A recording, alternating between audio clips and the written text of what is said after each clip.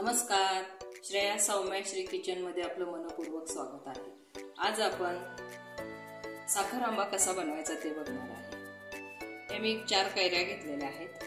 त्या गावरान कैऱ्या आहेत। साखर घेतलेली आहे, अर्धा चमचा वेलची पूड आहे, 2 लवंगा आणि थोडा दालचिनीचा तुकडा घेतलेला आहे। मी अगोदर काय करणार आहे, ह्या कैऱ्यावरची साल काढून घेणार आहे आणि किसून जेवढा किस होतं त्याच्या आपली कैरी आंबट आहे का गोड आहे हे बघून मग त्याच्यात साखर किती घालायची हे मी पुढे सांगणार आहे। चला तर मग व्हिडिओला सुरुवात करू। आता मी अगोदर कैरीची साल काढून घेते।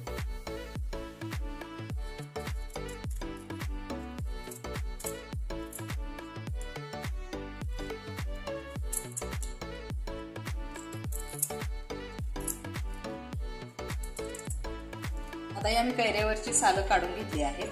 आता ही कैरी किसून घेऊ आपण।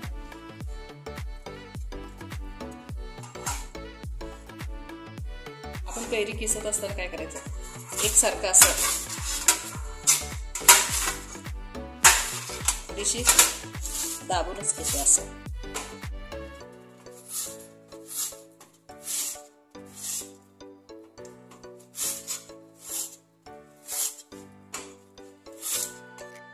आता आपली ही कैरी किसून झालेली आहे। आता मी मोजून घेते।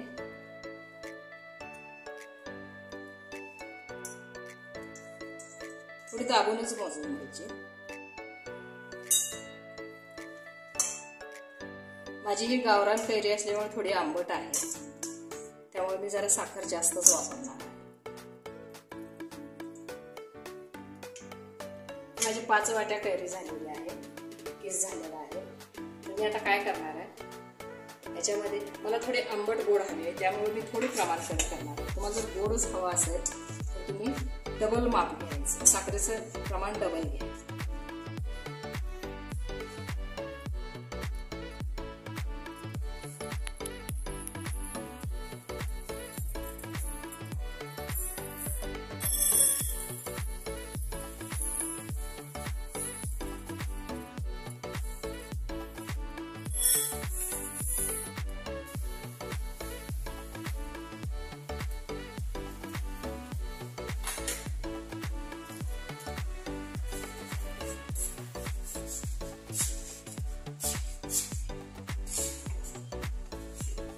मी आता 6 वाट्या साखर घेतलेली आहे याच्यामध्ये। आता आपण याला थोडेसे गॅसची फ्लेम मोठी करूनच आपण याला शिजवून घेणार आहे।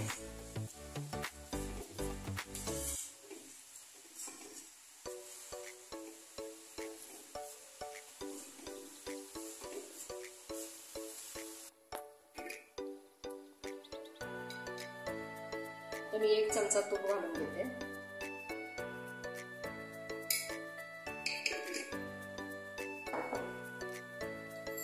याच्यामध्ये 2 लवंगा घालते, 1 छोटा दालचिनीचा तुकडा घालते।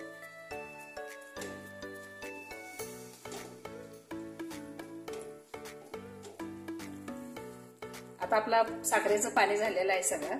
आता आपण हे किस या साखरेच्या पाकामध्ये शिजवून घेऊ। आता मी याच्यामध्ये 10-12 केशराच्या काड्या घातल्यात, अर्धा चमचा ही वेलची पूड आहे ते पण घालून घेते।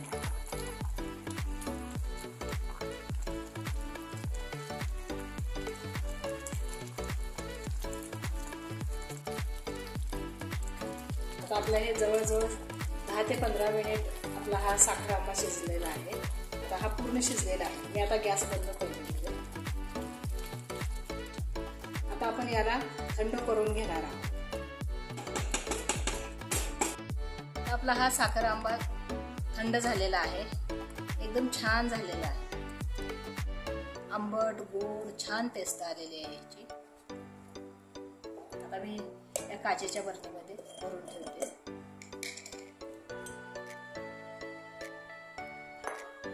तुम्हाला जर साखर वापरायची नसेल तर तुम्ही गूळ पण वापरू शकता।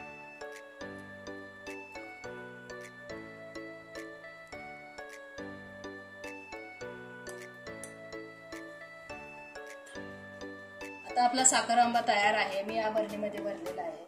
हा आंबा साखर आंबा बरेच दिवस राहू शकतो, फ्रीज मध्ये पण राहू शकतो आणि बाहेर पण राहू शकतो। तुम्हाला जर माझे व्हिडिओ आवडत असतील तर व्हिडिओला लाईक करा, शेअर करा आणि सबस्क्राईब करा. धन्यवाद.